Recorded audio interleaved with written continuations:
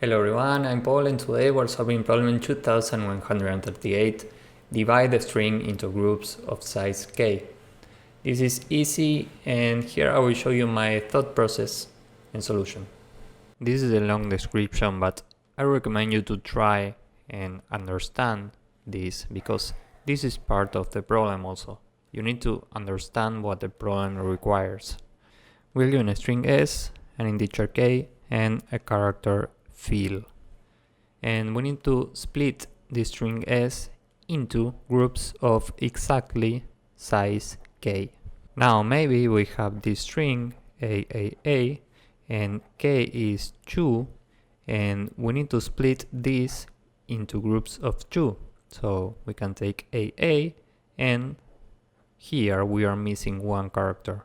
And this is where we use this character fill.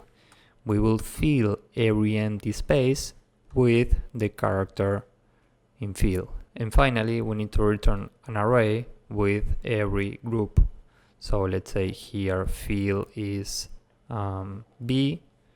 So the result in this case will be an array with A and A B because we are using this B here. So as you can see here in the result, every group needs to have a size of k. So I think the most important part for this problem is to make sure you understand the requirements. Now let's say we have this string and k is 3 and fill is x.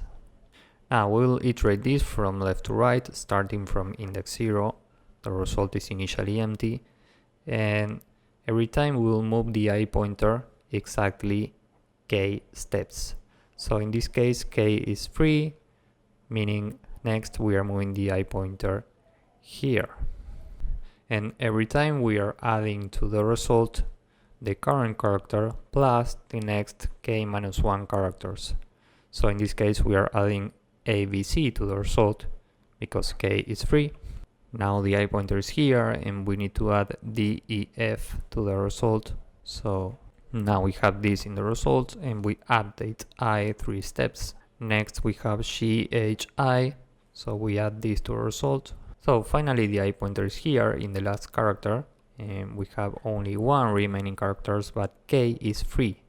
And we need to add a string of 3 here in the result. So we will start our final string with this character. We have a j, and next we need to fill every remaining characters with x, which is the character corresponding to our fill variable.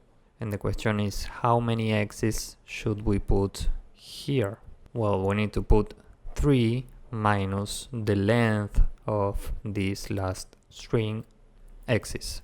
So in this case 3 minus the length of this is 1, 3 minus 1 is 2. So we add 2x here, and this is our final result. Time and space complexity for this approach will be big O of n. So now let's go with the code and hopefully you will get the idea. First, n is length of the string, result is an empty array, and we will return result.